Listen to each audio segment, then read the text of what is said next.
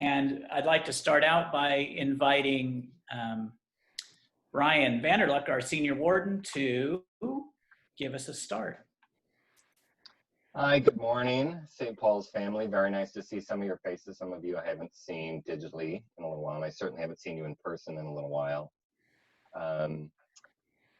Obviously, things are both continuing to be in flux, and I think at the same time, most of the world is trying to do what they can to look forward and think about what does life look like for the next week, month, half a year, and in the Vestry and in a lot of the various ministries of St. Paul, we've been doing the same thing. So we thought this was a good time to kind of touch base and do some very brief updates to kind of look back on what we've accomplished and kind of celebrate some of those great things. Also to share what we know and what we don't know, looking forward about what we might be able to do moving forward, and invite some conversations, Thomas said. And in a nutshell, that's what we're up to.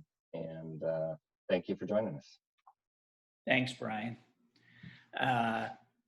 Just nice pictures on the front here, a little bit of trying to capture.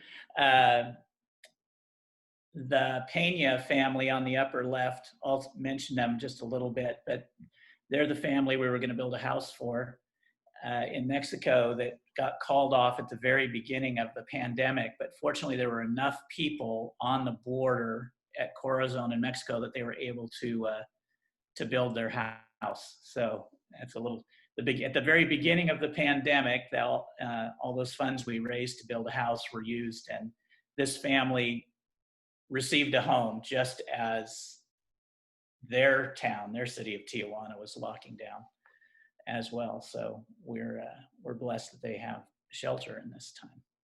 Well, welcome all. As I said earlier, I really want to have a chance to do a couple of things today, and one is some celebration and the other is some looking forward. And we want to spend most of our time, or a good chunk of our time, in conversation. So if I go a little too fast through some of these things, or don't feel like maybe I recognized everything that everybody's doing, just know I just want to provide some various highlights to talk about how our church has responded in the time of this pandemic that we're in.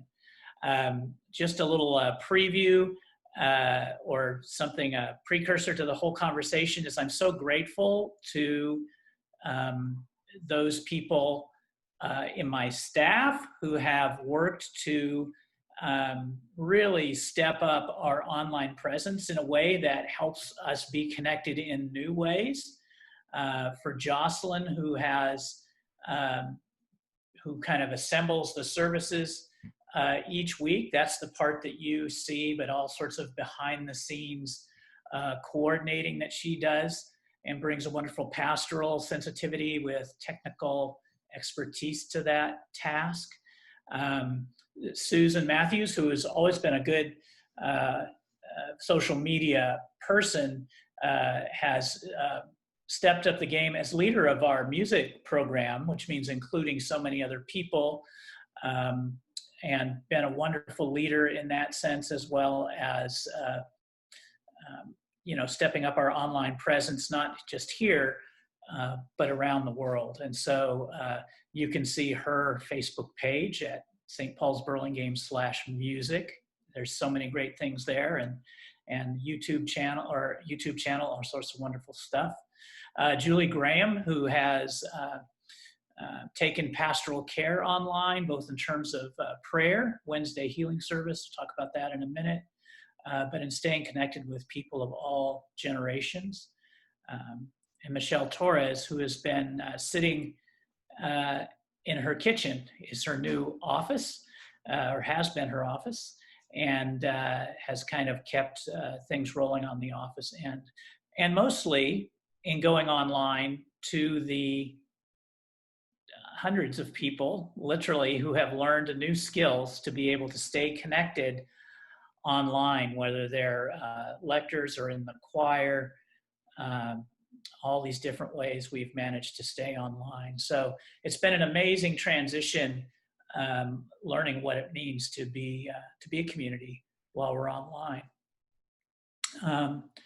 And we've continued to do the things we do as a church, and learning a lot, and staying vital. We have our online worship services, so many people involved in that. We have virtual choir videos, which are one of the most delightful things, but I know they're a lot of hard work, including virtual choir, right, that was part of the worldwide Royal School of Church Music, Big Music Sunday a couple of weeks ago. So we continue to have rich worship experiences. I'm going to put in a plug for our worship service today and say thanks to Anne and Carl and Jim and Lauren and Jocelyn for their amazing sermon, and of course touching music, as we always have. We've also tried to figure out ways to be out in the community in person, so it's not all online. Voice-to-voice check-ins that Karen McCormick started at the beginning of our time together. Our lay Eucharistic visitors have transitioned to be lay phone visitors with many of our shut-ins.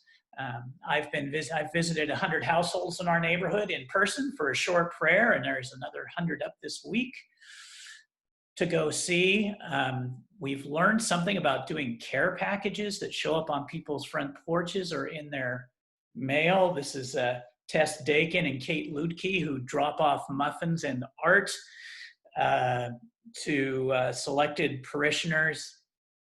And Julie Graham also did Seeds of Hope, where all our families got little seeds to plant in the midst of this difficult time. Of course, we have our virtual coffee hours, and the Circle of St. Paul's, which usually gathers around the rummage sale, has a weekly Friday check-in as well. So our community continues to be bound together in amazing ways.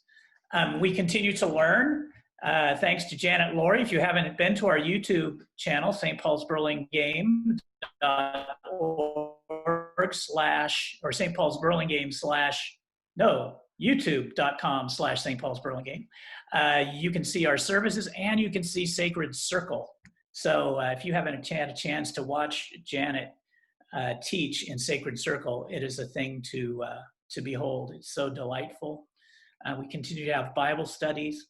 Our choir school, which was hard to imagine how a choir school would operate when you couldn't get the choir together, operates online and virtually, and they both sing together and get individual coaching from Susan, and we're going to resume that in the fall, full on. So if you know kids who like to sing, here's an opportunity for them to do that. I mentioned the Wednesday healing prayer. Last week, Jocelyn and Julie started a wonderful online education called Watch and Pray, where folks watched the movie Just Mercy, and then had a chance to talk in depth about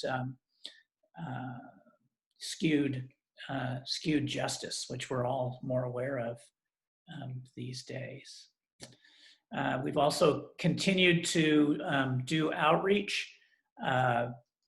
Every week, Samaritan House workers get a lunch from St. Paul's to kind of keep them going during the day.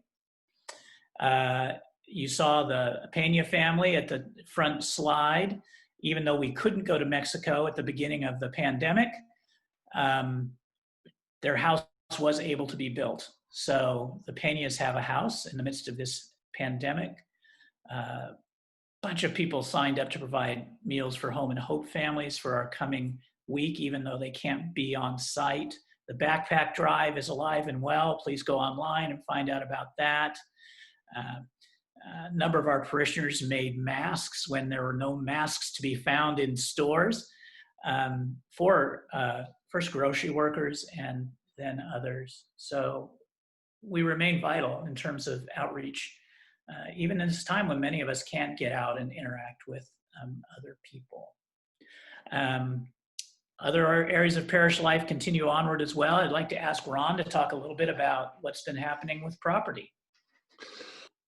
Yeah, during these challenging times, the property committee has still been working hard, and we continue to have our regular committee meetings via Zoom to discuss major projects and also unexpected repairs that crop up from time to time. One of the major projects that we recently completed was the roof replacement on the parish hall that was completed last month. And we want to thank the Vestry for approving that project. And also we have another major roof replacement project coming up late July or early August, and that is replacing the roofs on Chapin House and the Occidental Apartment. Vestry approved that project as well. And the roofs on those two buildings are beyond their useful life, so we're happy to be able to address that issue. Also, this past Thursday, our welcome banners were installed on the El Camino side of the church. One banner hanging just outside the Coxhead conference room, and the other on the bell tower. And they both are with a green background and say St. Paul's Episcopal on them. We mounted those just to improve our identity. We want to be known as St. Paul's Episcopal, not just the pink church in our Burlingame community. So that was done this past Thursday. So, Thomas? Thank you, Ron, for all the work of the property committee, and we'll see a little more work that Jay did in a minute. So that stuff is pretty visible. They're behind the seen things going on as well. And I'd like to ask Tish Brussel to just talk a little bit about our finances in these months and the gifts and challenges of that. Hey, great. Good morning, everyone. Thanks to our St. Paul's community, we are in good but not robust shape, but certainly in better shape than a lot of others at this time. Our pledges are basically on track, and for those of you who've been able to continue your pledges, thank you very, very much. Not surprisingly, some of our other revenues are falling short.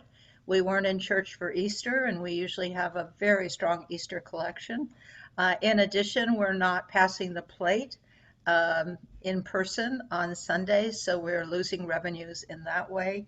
And then thirdly, among other things, the circle revenues, which each year are $20,000 for our operating budget, and then an additional $20,000 to $30,000, mostly for property-related concerns, are not probably going to be forthcoming because of the cancellation of the May sale and the likely cancellation of the October sale, unless things significantly change with the pandemic.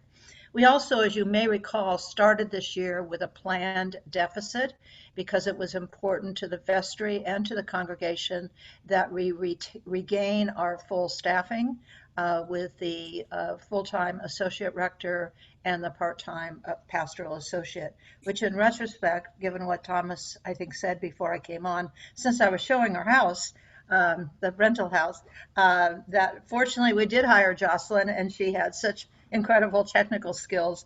Never did we think that they would become so useful so soon.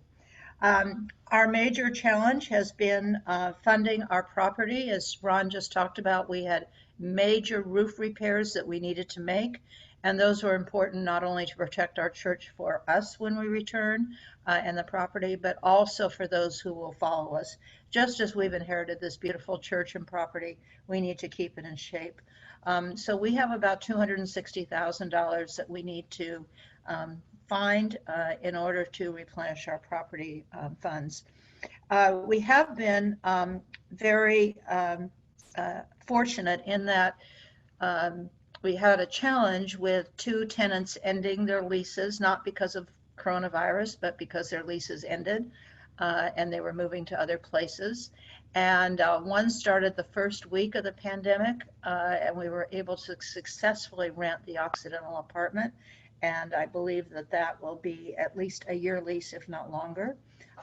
Just this next week, the lease on the Chapin House, which has been leased for the last 2.5 years to one family, ends. And fingers crossed, I believe that we have now leased it to a family that I showed it to yesterday. So things were not looking good on that front for a while. And of course, our property results in $40,000 to our operating budget each year. So those were significant to have achieved. We've also been helped in that we were eligible, as other churches and nonprofits and businesses were, for the payroll protection program. That has allowed us to keep our staff fully paid over the pandemic period, which was a goal of the Vestry, whether or not we got additional money to do that. And that will certainly alleviate some of the financial concerns going forward. So at the end, I'd be happy to answer any questions that people might have. Terrific. Thank you, Tish, and thank you for stepping up at a time, as many of you know, our office was closed as well, which means that we were on a really, our bookkeeper had some pretty severe limits, so Tish has kind of kept us going. So I really appreciate Tish and Ann and all the finance people for helping us continue on.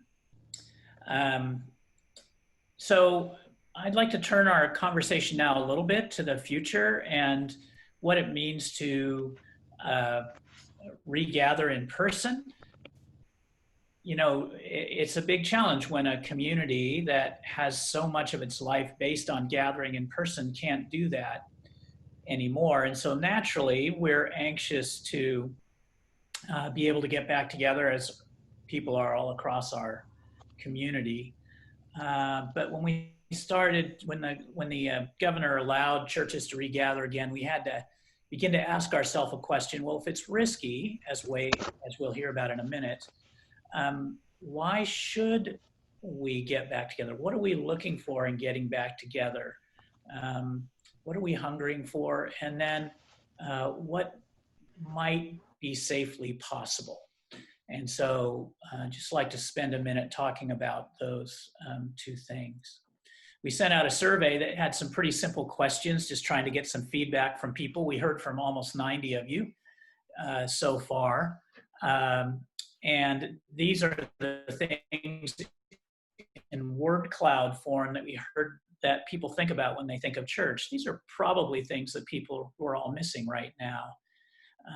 Community, music, the peace we get in being together, the beautiful place, all things that we think about when we think about church. And this is helpful for us as we think about, well, what does it mean then to be church, even in this time, as well as when we think about regathering. And then when we ask, when St. Paul's opens, I'm most looking forward to, you can see in a word cloud, the big words are the ones that are mentioned most often. Community, being together, seeing people, singing, music, friends, sermon, Eucharist, all those things are things that people would look forward to in terms of getting back together. So we know that we want to get together. We know we want to see people in 3D. Somebody joked the other day that they were laughing about flat Jesus, and now we're all just flat St. Paulers because we're all in 2D. So in different places.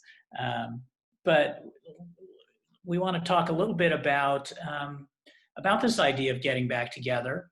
I've met with 3 people and the senior warden, Ann Cassells, who's been thinking about worship, Ron Gares, who's been thinking about our property, and Wade Aubrey, who has been helping us think through medical considerations. So we're going to take a couple minutes now and just look at all the tricky moving parts of what it might mean to get together. So Wade, could you talk a little bit about the current health situation?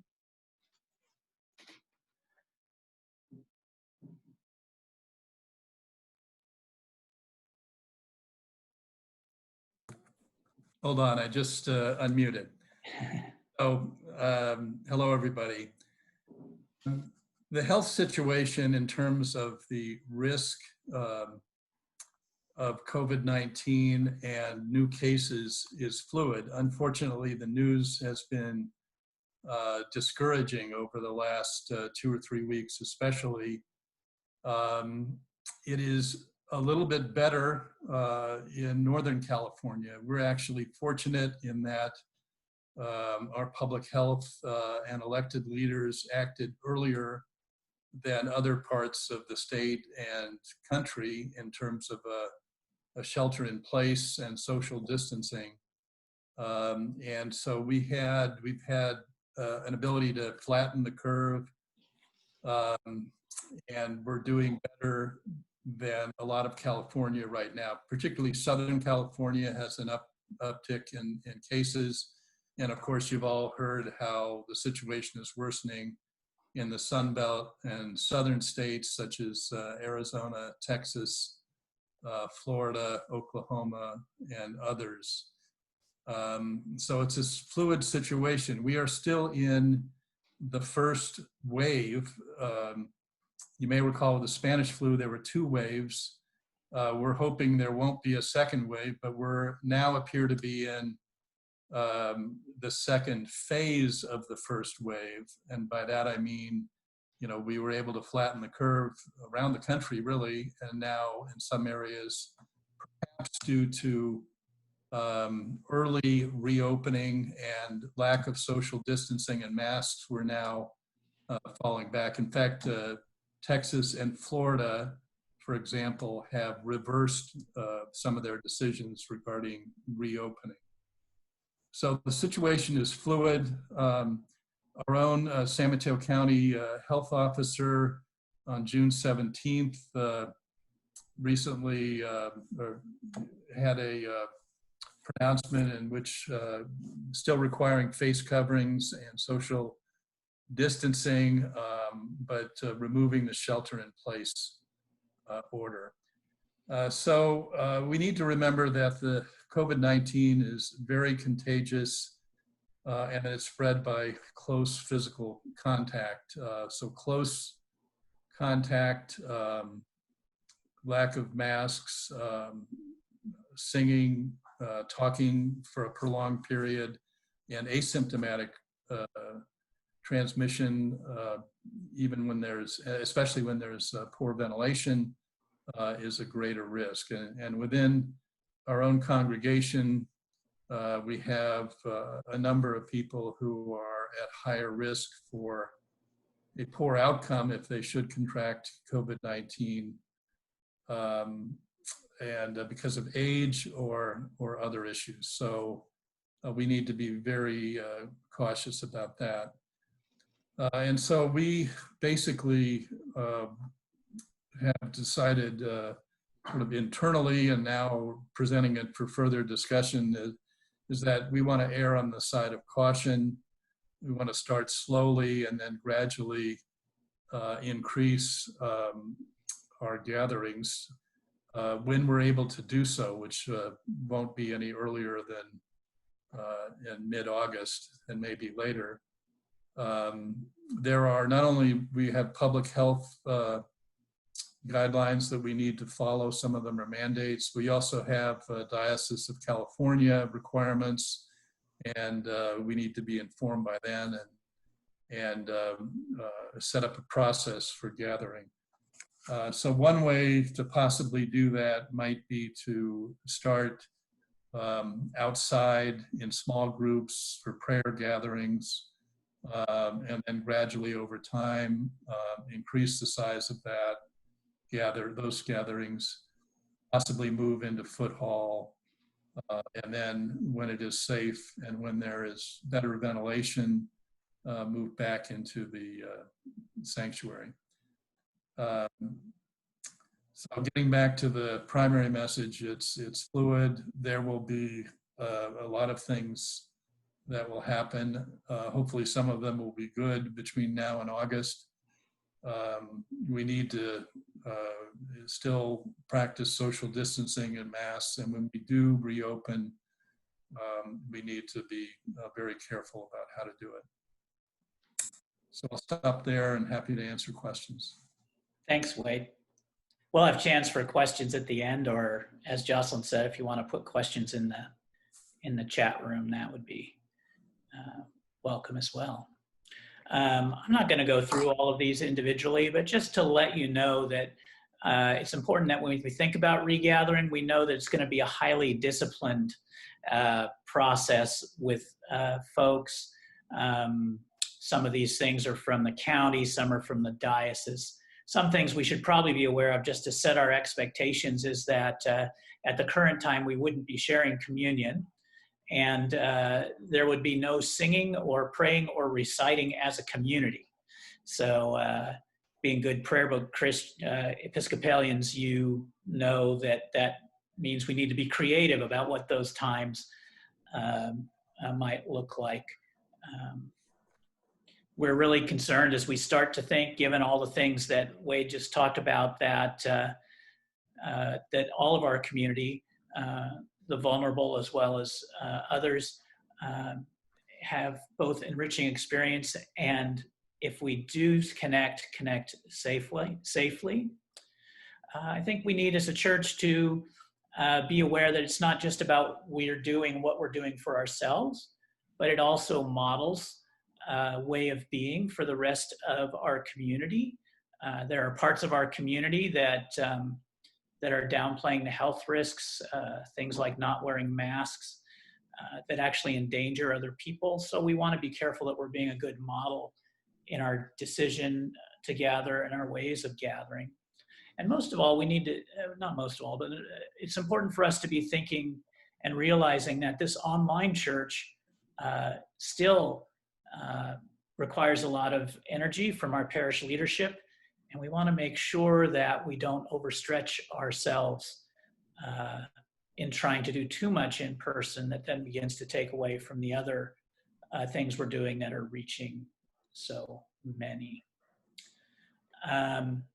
Wade just mentioned all of these things. I would just mention one is we also want to find a prayerful environment so that we can find places that actually help us be prayerful. And that'll allow me to invite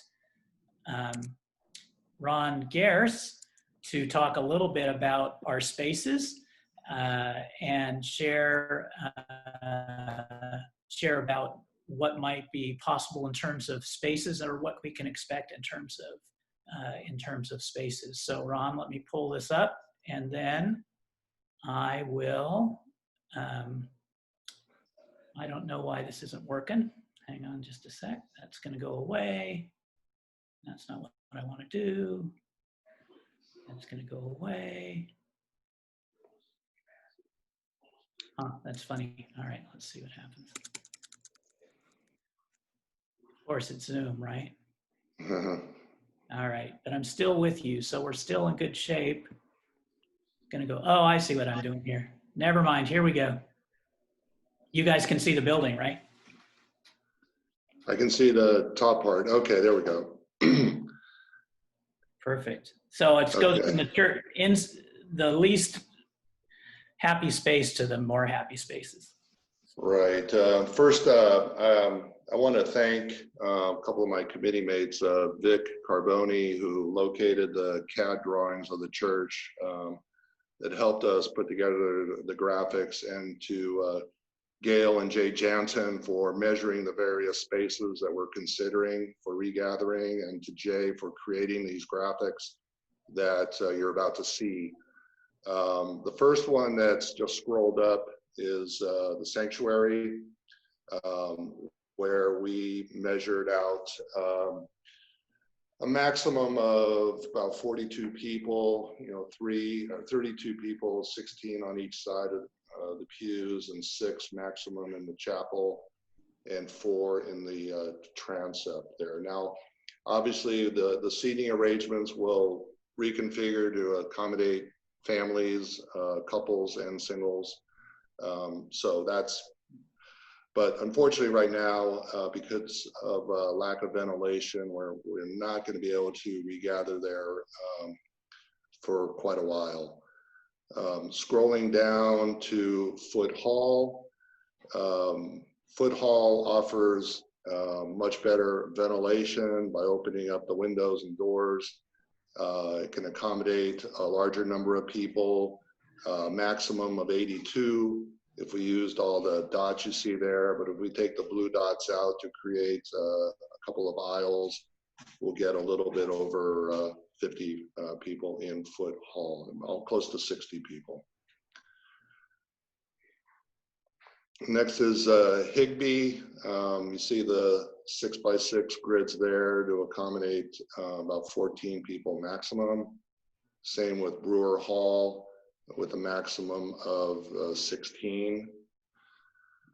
The Occidental Avenue coffee area is our primary focus right now.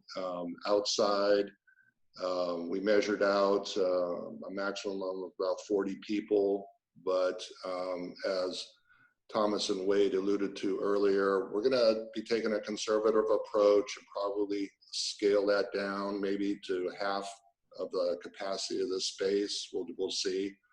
But this is our primary focus right now for initial regathering when we're able to do so. Here is the Occidental parking lot, outside space. Obviously for ventilation, it can accommodate much larger gathering. The downside is it lacks privacy, and you have traffic considerations on Chapin Avenue and Occidental that could be disruptive to our service. But we looked at it anyway. Do we have another one, Thomas, coming up? I think so. Let me scroll. I think we just missed the nursery school. The nursery school was a difficult space to measure out given its configuration, and how do we create an aisle space for safe entering and exiting and spacing out the chairs. We looked at it, but I think we've pretty much eliminated it as a possible gathering space at this time. So. One thing I want to mention when we do gather, and I failed to mention this the earlier session, is when we do gather, we're not going to have restroom facilities available for a while. So I just wanted to put that out there as well. So. Thank you, Ron. You're welcome.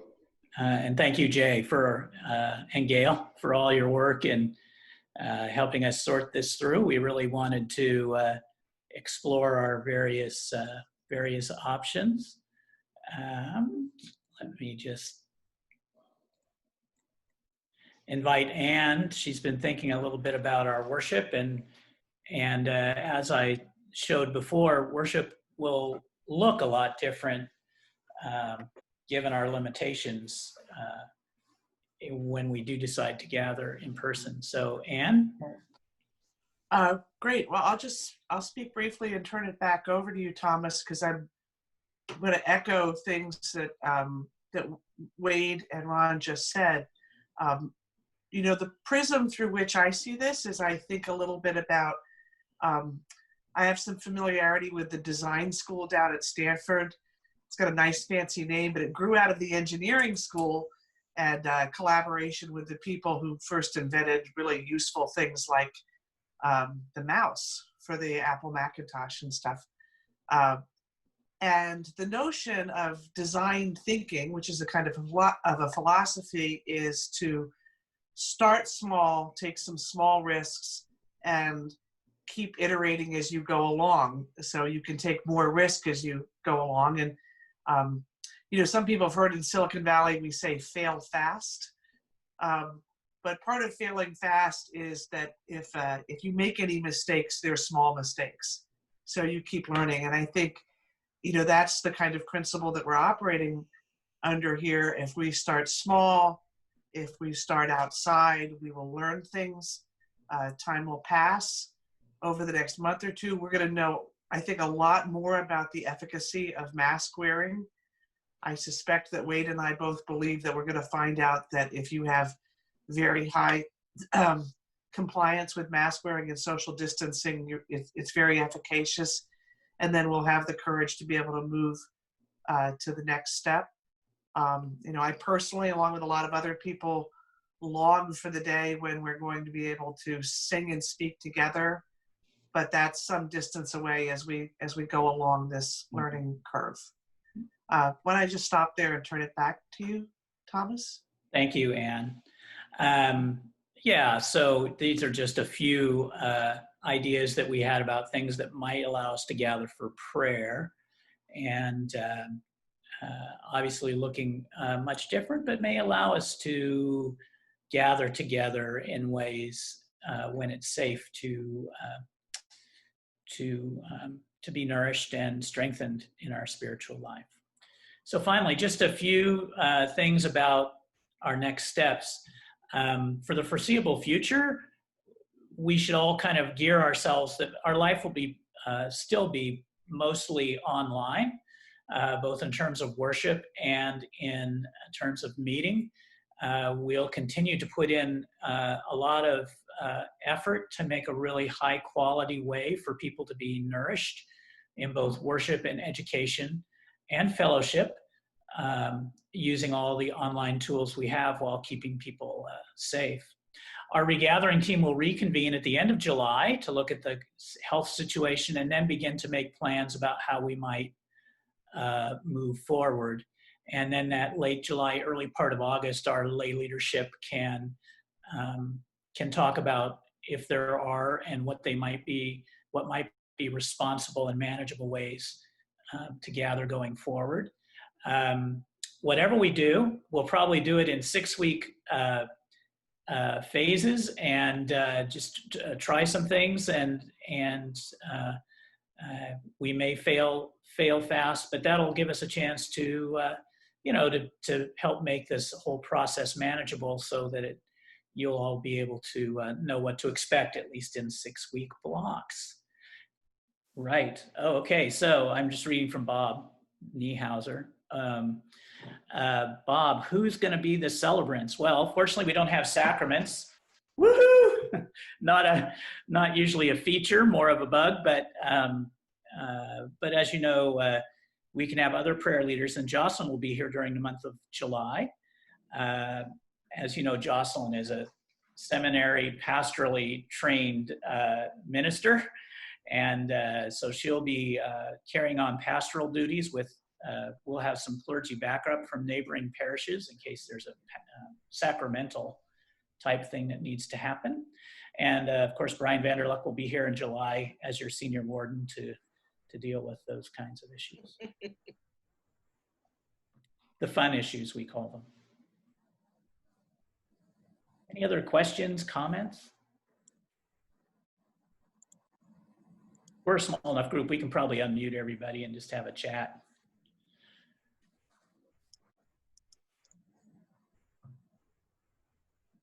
I think I saw Jill had her hand up. No? I think those were clappers. Oh, clappers.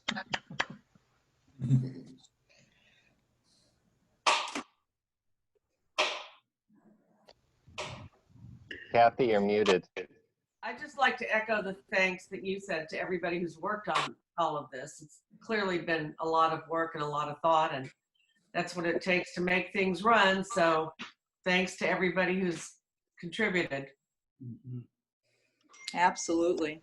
I think one thing I might add is, yes, I'm so proud of how as a community we've come together and cared for each other, and St. Paul's as an institution.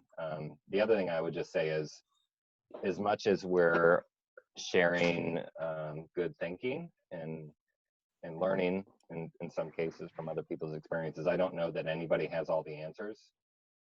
And so I think questions are certainly welcome. If you think of something after today and you've got a thought you want to share or an idea, I think they would be very welcome. So please do feel free to reach out to the vestry or staff. I think that would be great. I had a question about returning our office staff back into physically coming into the office again. Do we have a timeline on that? We do. July 1st, but it'll be a very limited kind of office time.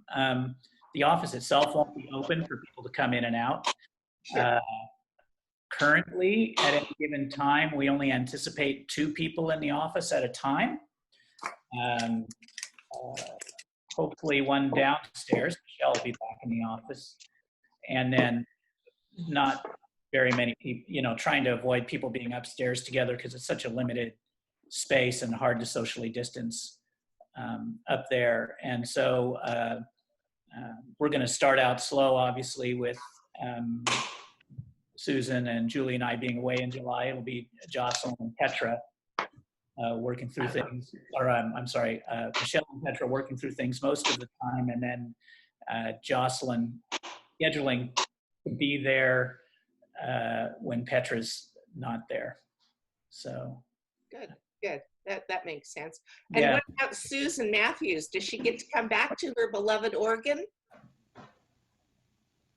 Actually, you might have seen that I've been sneaking in to record. And the good news is that we now have a system that allows us to simultaneously video and use the church recording system. Because we're needing to work so far ahead, I'll actually be around most of July, still making those materials for the online services.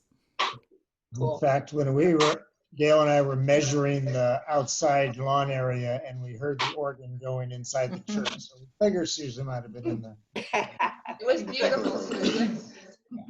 Hopefully. Yeah. And so one of the things it'll also allow us to do is on a very limited kind of basis, start recording some new music, not just by iPad, but maybe some people in person as well, socially, small groups or families, or, you know, but we're going to take that slowly, but allow us to use the space for some recording. So that'll be great. Hey, Thomas, a couple questions. If I wanted to get the filing cabinet in the financial office to do some work on the property group, is that allowed? If I went, it would not be when Petra's there. And if it is allowed, do you guys have like a disinfectant spray that I can use, or anybody could use, or like spray door handles that people touch on the way in and way out? Mm-hmm. Yeah, There is. Go ahead. So we have spray within Petra's office, and I just appreciate, Jay, if you'd check with me, because I'm also going in to make sure that our financial stuff is going. Basically, okay. Petra will be working on Tuesday and Thursday, right, from 10 o'clock until 4 o'clock. And I'll check in with you when I'm going, and if you can check in with me. Yeah. I will do, yeah, you don't need to actually check in with me. We're going to load up. I'll check in with you guys if I plan to go, so that okay. you know, and you can tell me if you're there. And then Thomas, you can talk about the general disinfectant. Yeah. Well, the offices will be cleaned every day, but we'll put a lot of disinfectant around and hand sanitizer and things like that, and sign that encourages people to sanitize as they go. So if you use a room, to wipe down the tables and things like that. But we'll be cleaning every day as well.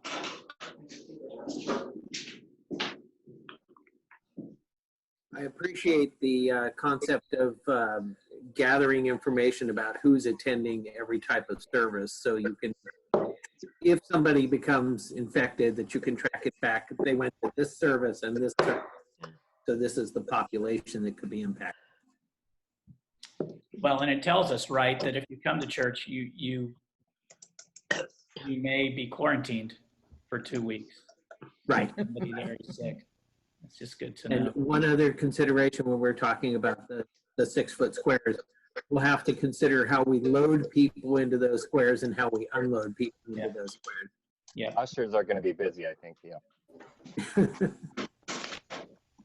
And frankly, one of the, again, that's part of the resource question is, many of our ushers and servers are in highly vulnerable personal situations, either because of age or underlying conditions or that kind of thing. And so, part of our challenge when we get back may be seeing who's available to be an usher.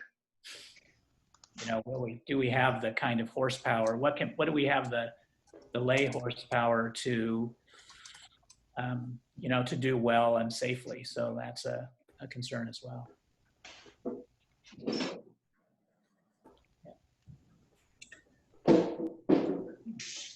Thanks for the info in the chat room too. We'll save those.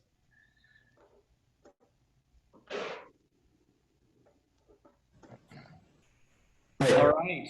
I just want to remind everyone that I'm available to usher or whatever necessary. I'm sorry, Peter, we can't hear you. Just go closer. Okay. I just want to remind everyone, can you hear me now? Yes. You can do everything. That I can do everything. Just let me know how I can help, because I can't catch your disease and I don't think you can catch mine. Technically, Peter, we don't actually know that yet, but Yeah. probably. Yeah.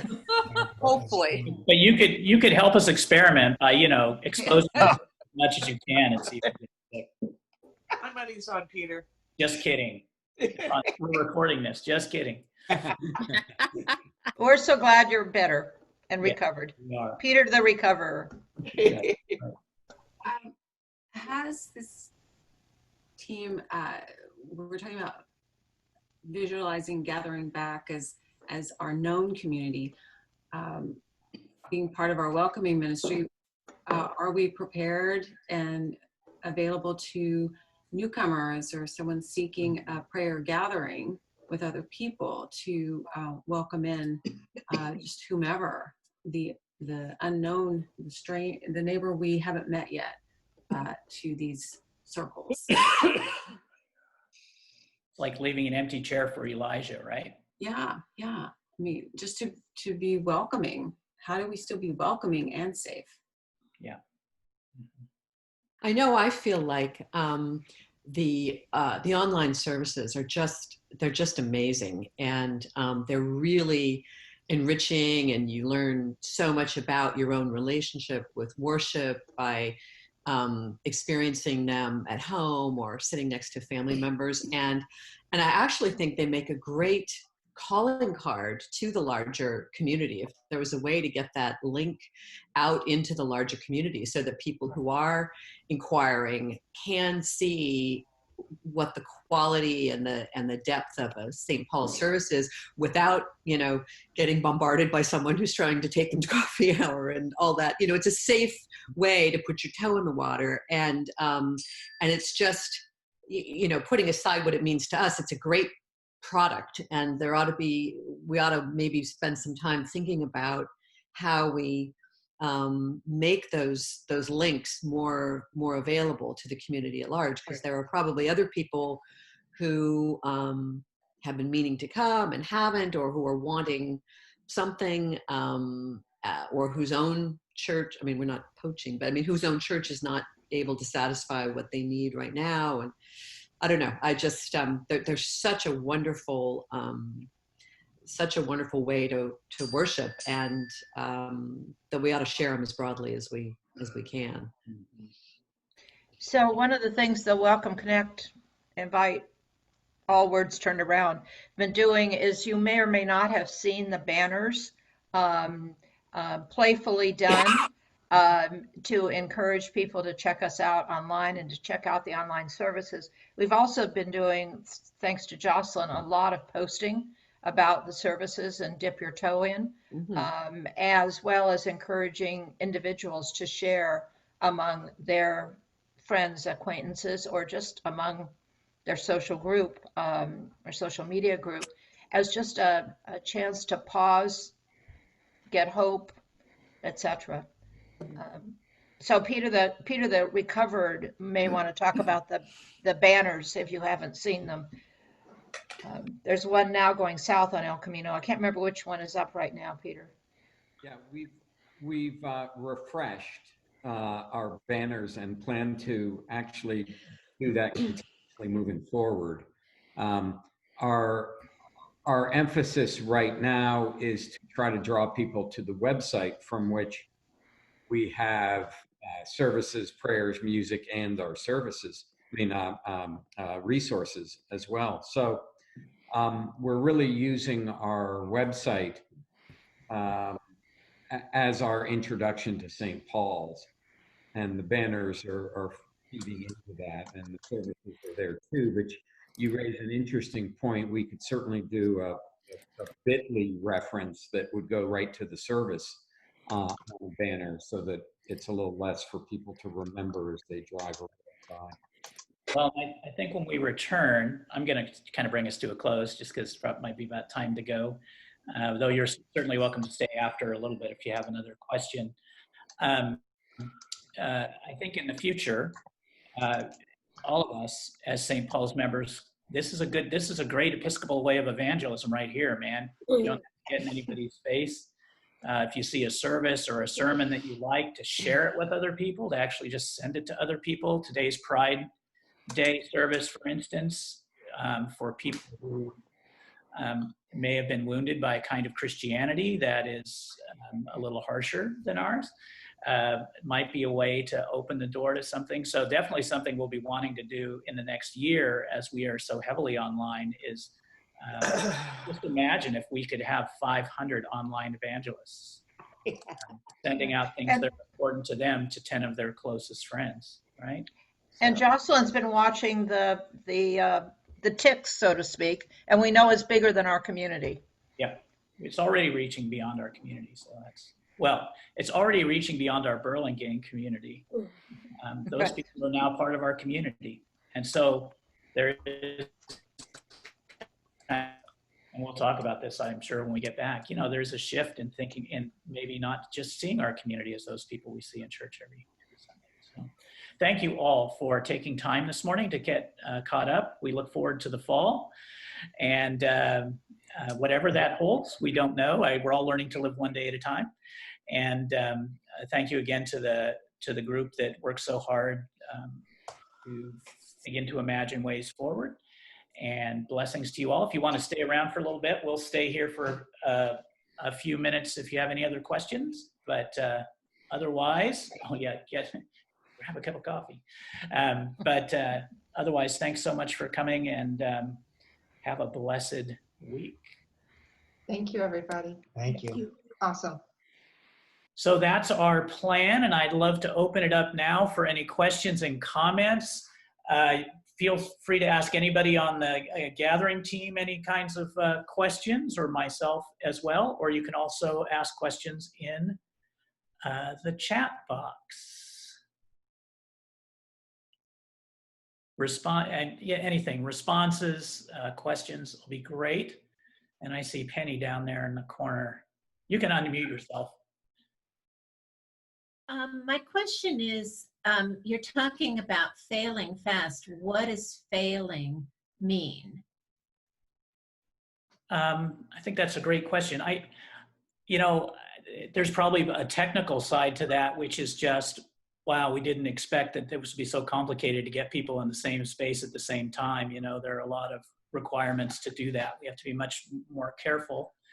I think another part is we might envision a particular experience being very prayerful and centered, and then just get, feedback that, wow, that wasn't that didn't work so great, or that worked great. How could we do more of that? It's a little bit like trying things out and understanding what is truly nurturing. And so, Thomas, I should probably jump in, because I'm the one who said the word fail, and that's a loaded word.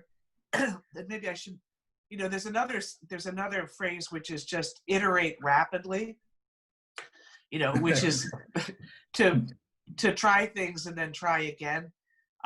But I think you kind of put your finger on it there. There could be some things that will be awkward. Somebody raised an excellent question in the 8:45 one about, what do we do, since people will have to have reservations to show up, what do we do if a stranger comes in and wants to participate? Well, maybe we'll have thought of that ahead of time, or if not, that's something that'll be a learning for us. So I think fail fast, just maybe it means constant learning. Hey, I've got 3 accolades and a couple questions. One, for the staff for getting out the epistle this month in full color. I think that's wonderful. 2, about the roof. it's great that it was done while the church was in recession, in absence. And Ron, how long is the expected life of the new roof on the slate roof on the hall versus the old roof? It's got a close to 100 years. That's great. That's great. And third, kudos to the finance team for getting $110,000 in PPP. And is there any expectation there's be a second round of that?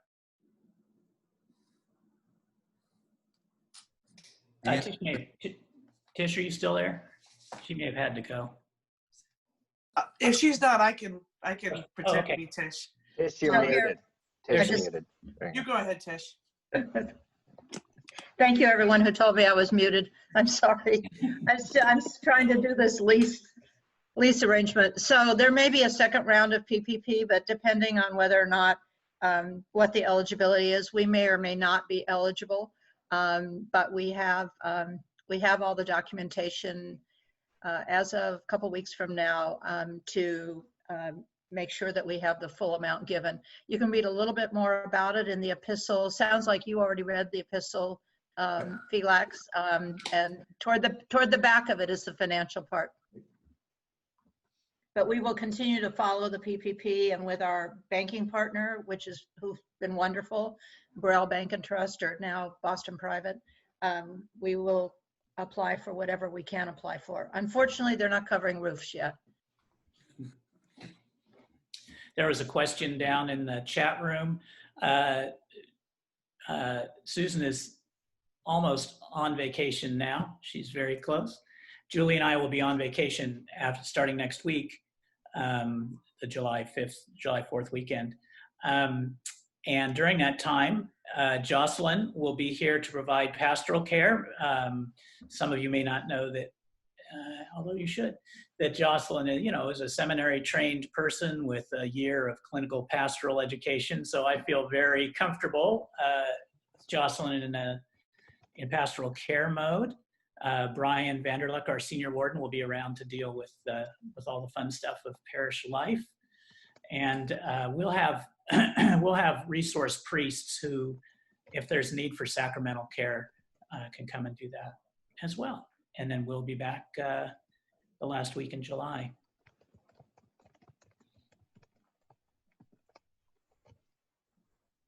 It's like Bev has her hand up. You have to unmute yourself, Bev. Am I on? You're on. You are. Okay.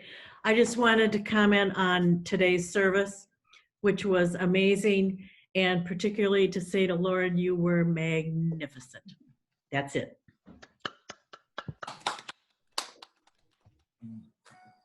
Thank you.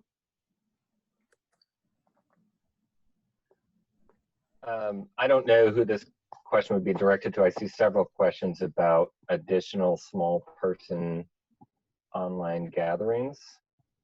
I don't know who, and Thomas, any idea about that? Well, that's a great question. I think we want to do them as probably as needed. And so certainly any of our staff would be happy to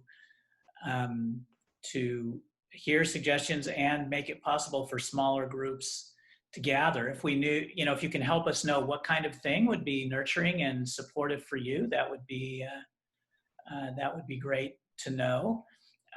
In the fall, when we all regather, your staff at least will probably be sitting down, and would love to have input from you about what our fall might look like in terms of offering ways for people to gather and grow. So if you have ideas, let us know. That'd be terrific. We also have a parish Zoom account. So if any of you wanted to pull a small group together, we can give you access to our Zoom room, and you can pull people together to meet and gather and talk and chat. Jocelyn has that info. Yeah. And could we sing too? One of the things I love about the online services is the opportunity to sing. As many of you know, I am a terrible singer and I love to sing. And I close the door and I sing my heart out. So Susan, maybe in the fall you could have a choir for non-singers, and we could just sing to ourselves, but think we're Oh, what singing to other fun. people. Virtual hymn sing. Right. Thanks to Don Follow the Pettingill bouncing and ball, Susan. right? Yeah. Du-du-du-du-du. And speaking of music, I don't want to put Susan on the spot, but the choir, I think we've kind of been on our own little journey of failing fast or constantly iterating. And I can tell you, that first virtual choir video was rough for me, and each one gets a little easier. And I think that's the same on the production end. And we've also figured out how to gather in smaller groups. So maybe Susan, you could just give a quick overview of the different things we've tried, and like, again, thinking about, well, it's really hard to have a real choir practice because you can't sing synchronously on Zoom, but, moving to smaller groups is something that we've tried. So. Yes, yeah, thanks, Jim. I have been meeting weekly with the choir school grades K through 5 in 2 separate groups. And because of the limitations of Zoom, everyone has to be on mute except for one person. So I can just listen to one person at a time. We've made some progress with that. It's really limiting. Looking to choir school in the fall, we will make that more robust by having individual sessions also, so that they can continue with your RSCM work, and I can really focus on individuals. Most of the group rehearsals will continue, but they are mostly listening to me teach, and then I'll be able to follow up individually, and we'll open that up to teens. As Jim said, the virtual choir had a steep learning curve from every aspect. It's really a lot of work for the singers to learn how to do that, and on the post-processing side, it's a lot of work. Gabriel was the brave one that said, yes, we can do that, and he really did a great job of getting us into that. We are now handing that over to Elizabeth Kimball. She has, that's our soprano section leader. Not only does she have this incredible gift of musicianship, but she is very talented as an audio editor. So I think you will quickly hear the choir sounding better. So as we learn more and more about how to make the choir sound good, and we are doing little shifts where as safety allows. Right now, all the summer, we're doing soloist syncs. So no one's been together unless they're in the same family. So things are recorded separately. And then various people, Don Pettingill, Elizabeth Kimball, work to sync us together. And they don't always work. We have to go back and record them again.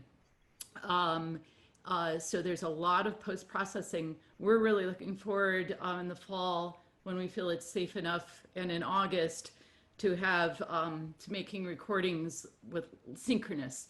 We're really looking forward to synchronous music making, so that the only people in the church are myself and a singer, and we can actually use our recording system hooked up to a super duper iPad, and so you'll finally see recordings of music making live, which I think will be really exciting.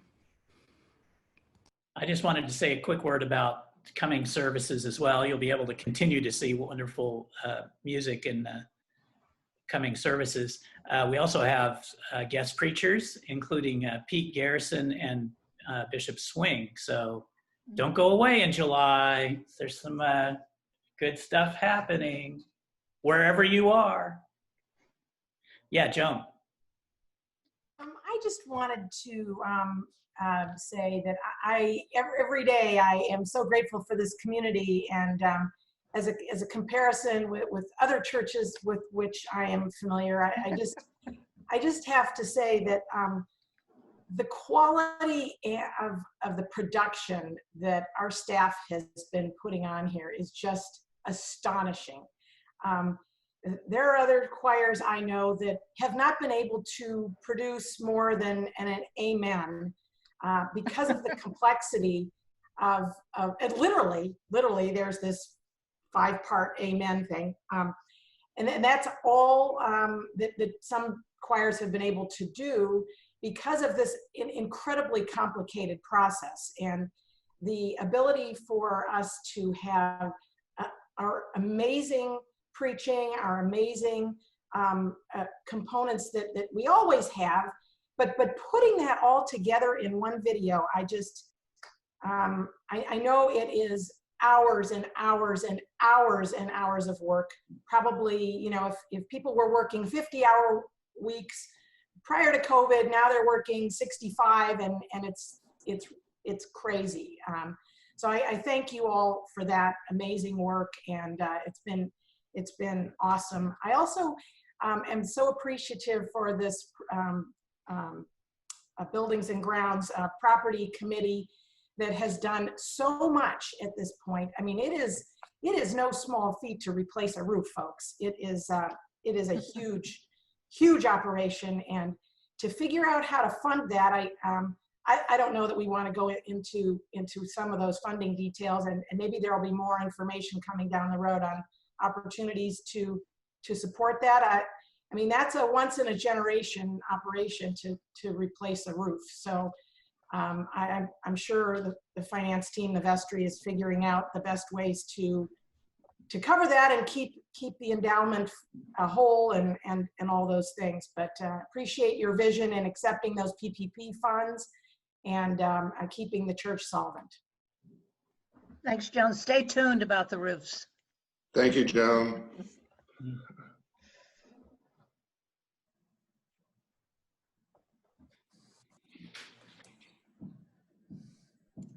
So it's really nice to see Clay. Hi, Clay. Say hello. Big old smile. There it is. Oh yeah, he's enjoying the music also. He's belting it out like he usually does in church. I mean, one great thing to say when we talk about all this recording is I think one of the things that makes to me, that connects me almost immediately to the service is the fact that for so many years we've had such great recordings of our services. And so we have this whole library of congregational singing, which is such an amazing gift. And if I'm right, Don Pettengill actually went through and sorted through all our services, and it's just an amazing gift to, if you're singing along with the congregation. And if we listen carefully, Tish, we might even hear you in the room. You hope not. He definitely heard himself, and so he's been syncing with himself sometimes when he hears those recordings. Yeah, a shout out to Don Pettengill. This is not something he started to do recently. This is something he's been doing for the past decade. And so we were really reaping the benefits of his incredible organization over that time. Yeah. One thought I'd like to share, which I shared when we did an earlier version of this discussion, is hopefully there's an appreciation of how much thinking is going into careful thought into how we kind of approach everything. But nonetheless, I don't think anybody would claim to have all the answers or have thought of every potential concern. And so if anyone thinks of something after this, a concern or an idea, please do feel free to share either with myself personally or another Vestry member or staff person. But I think collectively we'll figure it out. You know, one of the things I was just thinking is we have a history book for St. Paul's. I think the history ended in the book in, say, the mid-'80s or so. But we definitely need to capture the last 4 months and the months going forward. If we have writers in the group who'd like to contribute things, I'm thinking it's more of a kind of journaling about experiences and trying to go back and think about what it was like the very first Sunday and moving forward, because hopefully no other generation to come will have to experience this. And it's a unique part of St. Paul's now, and other churches but house St. Paul's staff and choir and readers and whatever. And full community has responded, I think, is such an important chapter for us to capture, not only for what we've done internally, but to continue to keep up the outreach work and provide all kinds of ways for people to participate. I think is incredible. Yeah, if I I'm can very jump proud. in. Yeah. No, Tish, just to echo what you said, the choir had a kind of end of season little happy hour gathering. And, you know, I said something there, and it applies to everyone, is that I do think what we're doing both through online liturgy and all these gatherings is truly a historic innovation in like Christianity. I mean, I don't think it's too much to state that I do think that we are living through a paradigm shift in the history of faith and practice. And I think, as we've all experienced, it's really exhausting and interesting and exhilarating. But I do think, Tish, you're absolutely right. Like, we should all be paying attention to what's happening, because I find it really fascinating. I spent way too much of my life in school, so I can just tell you, like, historians are going to have a lot of fun dissecting this moment, and even theologians, where it's like, you know, we've kind of changed the meaning of what counts as going to church, you know. So I don't know, yeah, you're totally right, Tish, that we need to soak up the moment, keep a diary if you want, and we can all compare notes in a year and a half when anyway. And I think that's the other thing I told the choirs, like, you know, we all know we're really good at doing the in-person worship, and we can ramp that back up. So I'm kind of enjoying the differentness of what we're doing, knowing that it truly is historic and interesting. And, you know, Julie, as you alluded to in your one of your sermons, like, yeah, it felt really depressing and a bummer at first, but I think now I've at least moved forward to appreciating how special and historic it is. So anyway. Yeah, thanks, Jim. Well, I'm going to go ahead and let people leave if you like, and kind of officially close the meeting. Some of us will stay around following the meeting. If you'd like to ask a couple more questions, you can always direct questions to me or any one of our team as they come up. We'd love to hear them. And you can rewatch the video if you want. We'll post the video of the town meeting in case you want to share that with other people, or direct them to check in if they missed the meeting. They'll be able to see the meeting as well. Finally, let me encourage this as kind of an evangelical moment for evangelism. Is you know, many of these things that we're doing may have touched you in a specific kind of way, or you know other people who are dealing with certain kinds of things. And as you watch our services, this is a great way to share the gifts of this place with people who are selected. You know, it's really easy to think about that today with the wonderful service we had today. So I would encourage you to think about how you might share some of these gifts with people who maybe need to be welcomed back home and don't know about the kind of gracious and generous Christianity we have to offer. So that's my little charge to you as you go forth this day and be thinking about that. Well, I'm sure we'll be working more on that in the fall. So God bless everybody. Thank you, and have a great week, and we'll see you in the cloud. Thank you, Thomas, and everyone. Thank you. Thank you, everyone.